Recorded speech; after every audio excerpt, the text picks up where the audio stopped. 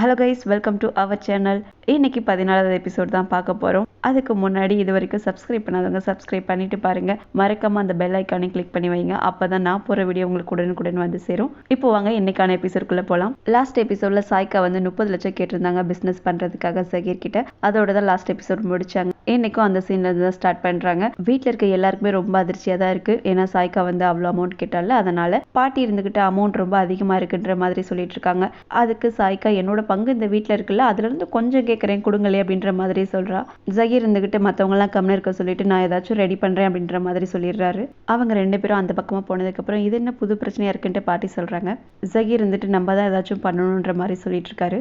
ஆனி மாடியில தான் நின்றுட்டு இருக்கா. எதையோ யோசிச்சுட்டு தான் இருக்கா. அப்போதைக்கு அவங்க அம்மா வந்து நீ ஒரு புது பொண்ணு, இங்க என்ன பண்ணிட்டு இருக்குன்ற மாதிரி கேட்குறாங்க. அதுக்கு ஆனி இருந்துக்கிட்டு நான் புது பொண்ணு கிடையாது, என்னால ஒரு அன்போட ஃபாக்கிரை பார்க்க முடியல, அதே மாதிரி தான் ஃபாக்கிராலையும் என்ன பார்க்க முடியல. இந்த ஃபேமிலியை ஃபோர்ஸ் பண்ணி தான் மேரேஜ் பண்ணி வச்சிருப்பீங்க, இதுல எப்படி நான் சந்தோஷமா இருக்கிறதுன்ற மாதிரி அவ சொல்றா. எல்லாம் ஒரு நாள் மாறும், திருமணங்கிறது சொர்க்கத்தில் நிச்சயிக்கப்படுறது, அதனாலதான் உங்க 2 பேத்துக்கும் மேரேஜ் ஆயிருக்குன்ற மாதிரி அவங்க அம்மா சொல்றாங்க. ஆனி இருந்துட்டு இதை நீங்க மேரேஜ்னு சொல்றீங்களா? எல்லாம் ஒரு நாள் மாறும்னா எப்படி மாறும்? 2 பேத்துல யாராச்சும் ஒருத்தர் மாறினாதான் மாறும். நானும் மாறுற மாதிரி இல்ல, ஃபாக்கிரும் மாறுற மாதிரி இல்ல, இதுல எப்படி எல்லாம் ஒரு நாள் மாறுன்ற மாதிரி அவ சொல்றா. ஆயிஷா இருந்துட்டு உனக்கு மேரேஜ் ஆயிடுச்சு, இதுதான் உன்னோட வாழ்க்கை, இந்த உறவுக்காக தான் நீ நிக்க வேணும் அப்படின்ற மாதிரி சொல்றாங்க. ஆன் இருந்துகிட்டு இது ஒரு பொண்ணோட ரெஸ்பான்சிபிலிட்டிஸ் மட்டும் கிடையாது, 2 பேருக்குமே அந்த ரெஸ்பான்சிபிலிட்டிஸ் இருந்தா மட்டும்தான் அந்த உறவு நிலைக்கும் அப்படின்ற மாதிரி சொல்லிடுறா. ஜகீருக்கு தெரிஞ்சவங்க எல்லாம் கொஞ்சம் பேர் வராங்க. அவங்க இருந்துகிட்டு நாங்க உங்களை தான் கவுன்சிலருக்கு நிக்க வைக்கலான் இருக்கோம் அப்படின்ற மாதிரி சொல்றாங்க. ஃபாக்கிர் இதெல்லாம் கேட்டுட்டு அவங்க பேசிட்டு இருக்கப்ப அங்க வரான். வந்துட்டு நான் நினைச்சேன் உங்களுக்கு உடம்பு சரியில்லைன்ட்டு, ஆனா நீங்க நல்லா தான் இருக்கீங்க அப்படின்ற மாதிரி அவங்க அப்பாட்ட சொல்லிட்டு வந்திருக்கோங்கன்றலாம். இவர் இன்னும் கொஞ்ச நாள் தான் இருக்க போறாரு, இவர் எதுக்கு கவுன்சிலருக்கு போய் நிக்க சொல்றீங்க, அப்படி நிக்க சொன்னா இன்னும் கொஞ்ச நாள் நீங்க அகைன் வந்து எலெக்ஷன் வைக்கிற மாதிரி இருக்கும் அப்படின்ற மாதிரி சொல்லிடுறான். அவங்க அப்பா உள்ள போன்ற மாதிரி நிறைய டைம் சொல்லிடுறாரு. ஆனாலும் ஃபாக்கிர் கேட்காம அவங்க அப்பா கிட்ட இந்த மேரேஜ் நடந்ததுல இருந்து நீங்க நல்லாவே தான் இருக்கீங்க அப்படின்ற மாதிரி சொல்லிட்டு இருக்கான். இதெல்லாம் பார்த்துட்டு இருந்த சமீனா வந்து ஃபாக்கிரை கூட்டிட்டு போயிடுறாங்க. சமீனா ஃபாக்கிரை தான் திட்டுறாங்க. உனக்கு கொஞ்சமாச்சும் அறிவு இருக்காடா, அவங்க எல்லாம் வந்திருக்காங்க, அவங்களுக்கு முன்னாடி போய் இப்படி பேசிட்டு இருக்குன்ற மாதிரி திட்டிட்டு இருக்காங்க. அதுக்கு அவன் இருந்துகிட்டு நீங்க என்ன ரொம்ப நல்லா ஏமாத்திட்டீங்க, அவருக்கு உடம்புக்கு முடியல இறந்து போறேன்னு சொன்னதுனால தானே நான் மேரேஜ் பண்ணிக்கிட்டேன், இப்போ என்னடானா எலெக்ஷன் எல்லாம் நிக்கிறாருன்ற மாதிரி சொல்லிட்டு இருக்கான். இவங்க பேசிட்டு இருக்கும் போதே ஆயிஷா வராங்க. வந்து என்னாச்சுன்ற மாதிரி கேக்குறாங்க. சமீனா என்ன நடந்துச்சோ அதை சொல்லிட்டு இருக்காங்க. ஃபக்கீர் ரொம்ப வேகமா கத்தி கத்தி தான் பேசிட்டு இருக்கான். நீங்க தான் எனக்கு ஃபோர்ஸ் பண்ணி மேரேஜ் பண்ணி வச்சுட்டீங்கன்ற மாதிரியும் சொல்லிட்டு இருக்கான். இதை கேட்டுட்டு இருந்த ஆயிஷாவுக்கு கோவம் வந்து ஆனி என்னோட பொண்ணு, அதுவும் இல்லாம உன்னோட ஒய்ஃப், நீ இப்படி பேசிட்டு இருக்குன்ற மாதிரி சொல்றாங்க. அதுக்கு ஃபாக்கிர் இருந்துகிட்டு நீங்க எல்லாரும் ஃபோர்ஸ் பண்ணி தான் மேரேஜ் பண்ணி வச்சுட்டீங்க, நீங்களே உங்க பொண்ணை வச்சுக்கோங்க அப்படின்ற மாதிரி சொல்லிடுறான். இதே ரூமுக்கு வெளியே இருந்து ஆனி கேட்டுக்கிறா. கேட்டுட்டு இதுக்கு மேல நம்ம எதுவும் கேட்க வேணாம் அப்படின்ற மாதிரி கிளம்புறா. கரெக்டா கிளம்புற டைம்ல ஜகீர் வந்துடுறாரு. ஆனி அழுதுட்டு போறதையும் பாத்துறாரு. ஆல்ரெடி அவன் வெளியே அப்படி பேசினதுனால சரியான கோவத்துல தான் இருக்காரு. அதுவும் இல்லாம இப்ப ஆனி வேற இப்படி பேசிட்டான், ரொம்ப கோவத்துல தான் ரூமுக்குள்ள போறாரு. ஆயிஷா இருந்துட்டு இவன் இப்படி எல்லாம் பேசுறதை கேட்கறதுக்காக நாங்க ஜகீர் நான் கேட்டதும் பொண்ணு கொடுத்தோம் அப்படின்ற மாதிரி சொல்லிட்டு இருக்காங்க. ரொம்ப கோவமா வந்து ஜகீர் சப்புன்னு வந்து ஒரு கணத்துல அற விட்டுறாரு. சமீனா இருந்துட்டு ஏன் அதுக்காக அவனை அடிக்கிறீங்க, இதுக்கு தான் நான் சொன்னேன் கல்யாணம் பண்ணி வைக்க வேணான்ட்டு, இவன் இன்னும் சின்ன பையன்தான், நான் அவனுக்கு சொல்லி புரிய வைக்கிறேன் அப்படின்ற மாதிரி சொல்லிடுறாங்க. எனக்கு ஆல்ரெடி நிறைய பிரச்சனை இருக்கு, இவன்கிட்ட சொல்லி நீ புரிய வைன்ற மாதிரி சொல்லிட்டு ஜகீர் போயிடுறாரு. ஃபாக்கிர் அவங்க அம்மாவையும் வெளியே போக சொல்லிட்டு தலைவணி அங்கேயும் இங்கேயும் தூக்கி போடுறான். இவனுக்கு என்ன பண்றதுன்னே தெரியல. ஜகீர் வீட்டுல சின்ன பசங்களுக்கு கல்யாணம் பண்ணி சண்டை வந்துட்டு இருக்கு. ஆயிஷாவோட தம்பி வீட்டுல அவனுக்கு 32 வயசாகியும் கல்யாணம் பண்ணலன்ட்டு அவன் இன்னும் வருத்தத்துல தான் இருக்கான். லாஸ்ட் டைம் கூட பொண்ணு பார்க்க போயிருக்காங்க. அப்பயே அவங்க அம்மா ஏதாச்சும் குறை சொல்லிடுறாங்க. அதனால பொண்ணு வீட்டுல இருந்து இப்ப வேணான்ற மாதிரி மலைச்சிட்டு இருக்காங்க. ஜம்சத் ஃப்ரெண்ட் இருந்துகிட்டு நீ உங்க அம்மாவை கூட்டிட்டு வர முடியலனாலும் உங்க அக்காவையாச்சும் கூட்டிட்டு வா, அப்பதான் பொண்ணு வீட்டுல ஒத்துக்குவாங்க அப்படின்ற மாதிரி சொல்லிடுறான். சரி நான் எங்க அக்காவையாச்சும் கூட்டிட்டு வரேன்ட்டு ஜம்சத் சொல்லிடுறான். ஜகீர் ஆயிஷா கிட்ட நான் ஹபீபா காலில இருந்து பார்க்கவே இல்லையா, அவன் எங்க அப்படின்ற மாதிரி கேட்கிறாரு. ஆயிஷா இருந்துட்டு மேரேஜ் முடிஞ்சது இல்ல, அவர் போயிட்டாரு அப்படின்ற மாதிரி சொல்றாங்க.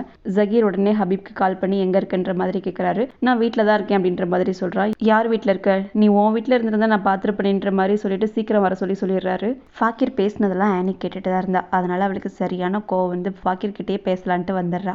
என்னதான் நினைச்சிட்டு இருக்க நீ, நீ என்ன பேசினாலும் கேட்டுட்டு இருப்பேன்னு நினைச்சிட்டு இருக்கியா? அன்னைக்கு அங்கிள் கிட்ட என்னாலதான் நீ திட்டு வாங்குறேன்னு தெரிஞ்சு நான் உடனே சாரி கேட்டனா இல்லையா?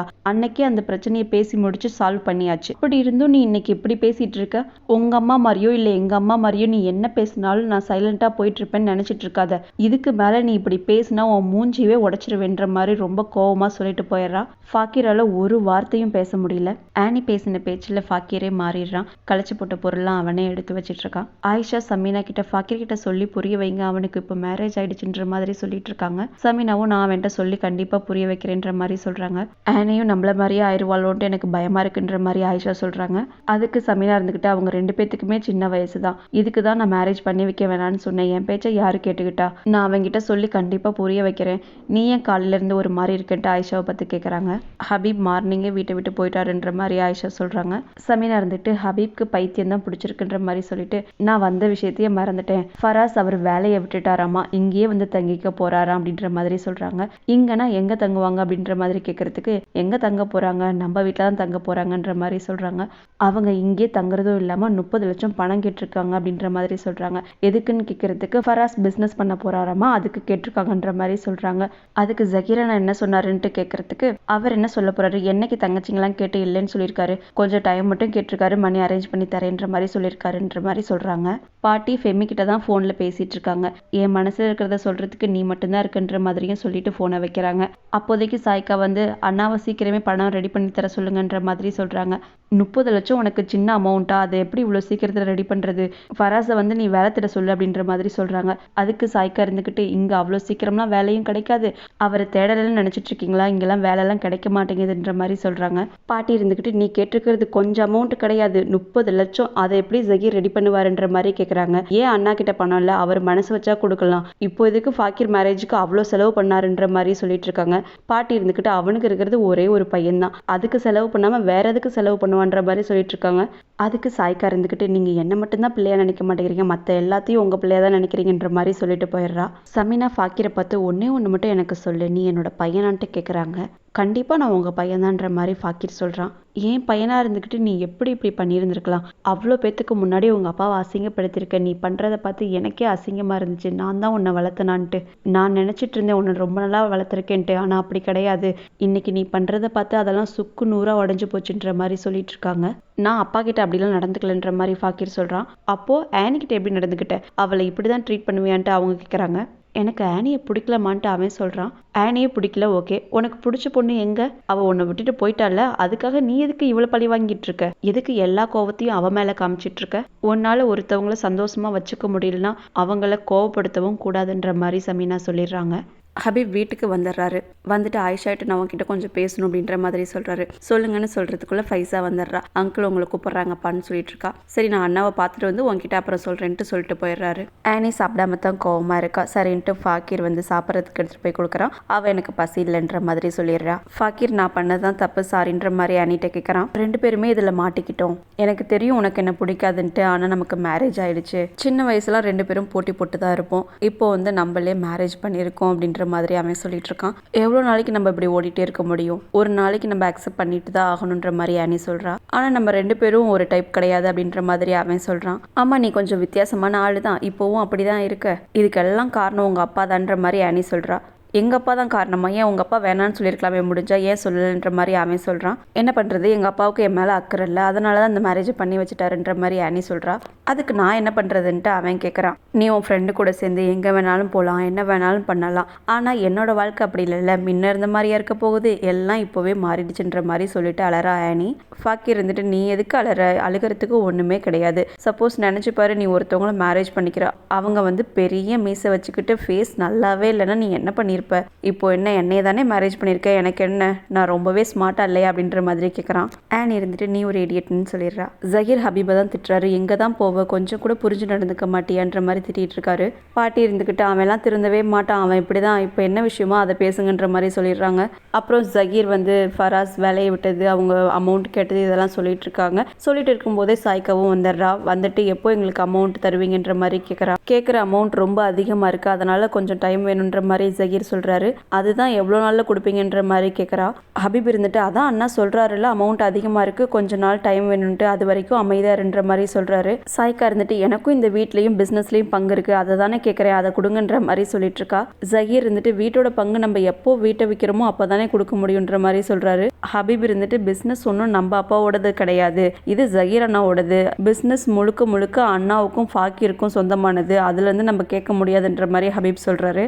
மேரேஜுக்கு அவ்வளோ அமௌண்ட் செலவு பண்ணீங்க, ஹபீப் அண்ணா அவ்வளோ அமௌண்ட் கேட்டதுக்கும் கொடுத்துட்டீங்க, இப்போ நான் கேட்குறப்ப மட்டும் ஏதாச்சும் சொல்லிட்டு இருக்கீங்க, அதெல்லாம் எனக்கு தெரியாது, எனக்கு அமௌண்ட் சீக்கிரம் வேணும் அப்படின்ற மாதிரி சொல்கிறா. ஜகீர் இருந்துட்டு கொஞ்ச நாள் டைம் கொடு, கண்டிப்பாக கொடுக்குறேன்ற மாதிரி சொல்கிறார். அதுதான் எவ்வளோ நாள்னு சாய்க்கா கேட்குறா. ஒரு 1 மந்த்ல கொடுக்குறேன்ற மாதிரி அவர் சொல்கிறாரு. சரி நான் அது வரைக்கும் வெயிட் பண்ணுறேன்ட்டு சொல்லிட்டு போயிடுறா சாய்க்கா. மேரேஜுக்கு முன்னாடியே கேட்டிருந்தாலும் அதுக்கு தகுந்த மாதிரி செலவு பண்ணியிருந்திருக்கலாம், இப்போ வேற அமௌண்ட் இல்லைன்ட்டு ரொம்ப முழிச்சிட்டு இருக்காரு ஜகீர். ரஹீலா மார்க்கெட்டுக்கு தான் காய் வாங்க போயிருக்கா. காயெல்லாம் ரொம்ப ரேட்டாக இருக்குன்ற மாதிரி பேசிட்டு இருக்கா. அப்போதைக்கு அவங்க ஒரு போலீஸ் வராரு. அவர் இருந்துட்டு இவங்க கேட்குற ரேட்டில் காயெல்லாம் கொடுங்க, எந்த கம்ப்ளைண்ட்டும் இனிமேல் வந்துடக்கூடாதுன்ற மாதிரி சொல்லிட்டு போயிடுறாரு. ஆனி கிச்சனில் டீ போட்டுட்டு இருக்கா. அப்போதைக்கு ஆயிஷா இருந்துக்கிட்டு நீ என்ன பண்ணிட்டு இருக்க, இங்க தலையெல்லாம் ஏன் களைஞ்சிருக்கு, நல்லா ட்ரெஸ் பண்ணிக்கோ அப்படின்ற மாதிரி சொல்றாங்க. அப்போதைக்கு சமீனாவும் அங்கே வந்து கிச்சனில் என்ன பண்ணிட்டு இருக்க, உன்னோட கையில் இருக்க மருதாணி கூட போகல, அண்ணங்களும் கிச்சனுக்கு வந்துட்டு ஆமா எங்க தங்கவலையெல்லாம் காணான்ற மாதிரி கேட்குறாங்க. ஆனி இருந்துட்டு எங்கள் அம்மா தான் போடக்கூடாதுன்னு சொன்னாங்கன்ற மாதிரி சொல்கிறா. அப்படியே சொன்ன ஆயிஷா அப்படின்னு கேட்குறதுக்கு ஆயிஷா இருந்துட்டு மேரேஜுக்கு முன்னாடி நான் அப்படி சொன்னேன், இப்போலாம் அப்படி சொல்லலைன்ற மாதிரி சொல்கிறா. நான் மேரேஜுக்கு முன்னாடி நல்லா ட்ரெஸ் பண்ணிட்டு இருந்தால் திட்டுவீங்க, இப்போ இருந்துட்டு நல்லா ட்ரெஸ் பண்ணணும்னு சொல்கிறீங்க, என்னால் உங்களை புரிஞ்சிக்கவே முடியலன்ற மாதிரி சொல்லிட்டு இருக்கா ஆனி. கல்யாணத்துக்கு முன்னாடி வேற, கல்யாணத்துக்கு அப்புறம் வேறன்ற மாதிரி அவங்க சொல்கிறாங்க. எனக்காக நான் ட்ரெஸ் பண்ணும்போது என்னைய திட்டினீங்க, இப்போ நான் மற்றவங்களுக்காக ட்ரெஸ் பண்ணுமான்ட்டு கேட்குறா. ஆயிஷா இருந்துட்டு மற்றவங்களுக்காக இல்லை, நீ ஃபாக்கிற்காக நல்லா ட்ரெஸ் பண்ணிக்கணுன்ற மாதிரி சொல்கிறாங்க. ஆனி இருந்துட்டு என்ன மட்டும் எல்லாம் சொல்லிட்டு இருக்கீங்க, அதை பண்ணணும் இதை பண்ணணுன்ட்டு, ஆனால் ஃபாக்கிரை நீங்கள் எதுவுமே சொல்கிறது கிடையாது, அவங்க மட்டும் எப்படி வேணாலும் இஷ்டத்துக்கு இருந்துக்கலாமன்ற மாதிரி கேட்குறா. சமீனா நான் ஃபாக்கிர்கிட்டையும் சொல்கிறேன்ற மாதிரி சொல்லிடுறாங்க. சாய்க்கவும் ஆனியை பார்த்துட்டு என்ன ஆனி இப்படி இருக்க, நீ நல்லா ட்ரெஸ் பண்ணிக்கணும், நீ ஒரு புது பொண்ணு அப்படின்ற மாதிரி சொல்கிறாங்க. ஆனிக்கு கோவம் வந்து இனிமேல் என்னை யாரும் புது பொண்ணுன்னு சொல்லக்கூடாதுன்ற மாதிரி சொல்லிட்டு போயிடுறா. ஃபாக்கிர் ஃப்ரெண்டு இருந்துக்கிட்டு உன் மேரேஜ் லைஃப்லாம் எப்படி போயிட்டுருக்குன்ற மாதிரி கேட்குறான். நீ வேற ஏன்டா கம்முனிடா அப்படின்ற மாதிரி ஃபாக்கிர் சொல்கிறான். அவன் ஃப்ரெண்டு இருந்துக்கிட்டு நீ ரொம்ப லக்கிடா, உனக்கு உங்கள் வீட்டில் மேரேஜ் பண்ணி வச்சுட்டாங்க, நானும் எங்கள் வீட்டில் மேரேஜ் பண்ணி வைங்கன்னு கேட்டேன்ற மாதிரி சொல்கிறான். அதுக்கு என்ன சொன்னாங்கன்ட்டு ஃபாக்கிர் கேட்குறான். என்ன சொல்லுவாங்க, செப்பல் தான் பறந்து வந்துச்சு அப்படின்ற மாதிரி சொல்கிறான். நீ தாண்டா ரொம்ப லக்கின்ட்டு ஃபாக்கிர் அவன் ஃப்ரெண்டை பார்த்து சொல்லிட்டு இருக்கான். இன்னும் எவ்வளோ நாளைக்கு தாண்டா அப்படியே பேசிகிட்டு இருப்பேன், ஆனி ரொம்பவே நல்ல பொண்ணுன்ற மாதிரி சொல்லிட்டு இருக்கான் அவன் ஃப்ரெண்டு. நைட்டு மேரேஜில் ஆனி ரொம்பவே அழகாக இருந்தா, நீயும் தான் அழகாக இருந்தா அப்படின்ற மாதிரி அவன் ஃப்ரெண்டு சொல்கிறான். எந்த ஆங்கிளில் பார்த்தாடா ஆனி அழகாக இருக்குன்ற மாதிரி ஃபாக்கிர் கேட்குறான். எந்த ஆங்கிளில் பார்த்தாலும் ஆனி ரொம்பவே அழகு, ஆம்னாவை கம்பேர் பண்ணும்போது ஆனி 1000 டைம்ஸ் பெட்டர்டா அப்படின்ற மாதிரி அவன் ஃப்ரெண்டு சொல்கிறான். இஷ்டத்துக்கு பேசிகிட்டு இருக்காத கம்முனரிடான்ற மாதிரி ஃபாக்கிர் சொல்லிடுறான். ஃபங்க்ஷன்லாம் முடிஞ்சதுக்கப்புறம் ஸ்கூலுக்கு வருவியான்ட்டு அவன் ஃப்ரெண்டு கேட்குறான். வந்து தான் ஆகணுன்ற மாதிரி அவன் சொல்கிறான். ஹபீப் ரொம்பவே சோகமாக தான் இருக்காரு. என்னால் முடியலை 2 இடத்துல வாழ்ந்துக்கிட்டு, நான் ஏதாச்சும் ஒரு சைடை தான் சூஸ் பண்ணி ஆகணுன்ற மாதிரி சொல்லிட்டு இருக்காரு. ஆயிஷா இருந்துட்டு உங்களை யார் நிப்பாட்ட போகிறா, உங்கள் இஷ்டத்துக்கு பண்ணுங்க, நேற்று தான் நம்ம பொண்ணுக்கு மேரேஜ் ஆயிருக்கு, அதை பற்றியும் உங்களுக்கு கவலை இருக்கா, வீட்டில் இவ்வளோ பிரச்சனை போயிட்டுருக்கு அதை பற்றியும் உங்களுக்கு கவலை இல்லை, இப்போவும் நீங்கள் உங்களை பற்றி தான் நினச்சிட்ருக்கீங்க, இவ்வளோ செல்ஃபிஷாக இருப்பீங்கன்ட்டு நான் எதிர்பார்க்கவே இல்லைன்ற மாதிரி சொல்லிட்டு போயிடுறா. ஹபீப் நான் என்ன தான் பண்ணணும்னு கேட்குறாரு. ஆயிஷா இருந்துட்டு என்னை விட்டுருங்க, அவளே சூஸ் பண்ணிக்கன்ற மாதிரி சொல்லிட்டு போயிடுறாங்க. ஹபீப்க்கு என்ன பண்ணுறதுனே தெரில, அழுகையே வந்துடுது. ஆனி ஏதோ ஃபங்க்ஷனுக்கு போகிற மாதிரி நல்லா ட்ரெஸ் பண்ணிட்டு தான் உட்காந்துருக்கா. அப்போதைக்கு ஃபாக்கிர் வந்து என்ன இப்படிலாம் ட்ரெஸ் பண்ணியிருக்கா அப்படின்ற மாதிரி கேட்குறான். எல்லாம் உனக்காக தான்ற மாதிரி சொல்கிறா. எனக்காகவா ஏன்ட்டு கேட்குறதுக்கு நான் புது பொண்ணு இல்லை அதனால தான்ற மாதிரி அவள் சொல்கிறா. நல்லா தான் இருக்குன்னு சொல்லிட்டு மொய் கவர்லாம் பார்க்குறாங்க, எவ்வளோ பணம் வந்திருக்கு அப்படின்ற மாதிரி. இந்த மேரேஜில் நடந்த ஒரே நல்ல விஷயம் அமௌண்ட் கிடைச்சது தான் அப்படின்ற மாதிரி சொல்லிட்டு ஆளுக்கு 50-50 பிரிச்சுக்கலான்ற மாதிரி பேசிகிட்டு இருக்காங்க. நீ அமௌண்ட் என்ன பண்ணுவேன்ட்டு ஃபாக்கிர் கேட்குறான். நான் எங்கள் அம்மாட்ட கொடுத்துருவேன்ற மாதிரி சொல்கிறா. நீ என்ன பண்ணுவேன்ட்டு ஆனி கேட்குறா. ஃபாக்கிர் இருந்துட்டு நான் ஷாப்பிங் போவேன், பார்ட்டி வைப்பேன் அப்படின்ற மாதிரி சொல்லிட்டு இருக்கான். கொஞ்சமாச்சும் புக்கு வாங்க அப்படின்ற மாதிரி சொல்லிடுறா ஆனி. மேரேஜ் நல்லபடியாக முடிஞ்சதுன்னு ஜகீர் சொல்கிறாரு. சொல்லிட்டு இருக்கும்போதே அவருக்கு மறுபடியும் ஹார்ட் அட்டாக் வந்துடுது. ஹார்ட் அட்டாக் வந்ததுனால வீட்டிலேருந்து ஹபீப்க்கு தான் கால் பண்ணுறாங்க வர சொல்கிறதுக்கு.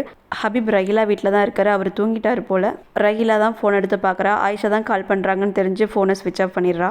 ஹபீப் வராதனால இவங்களே போய் ஹாஸ்பிட்டலில் சேர்த்துறாங்க. இப்போ ஓரளவுக்கு ஜகீர் நல்லா தான் இருக்காரு.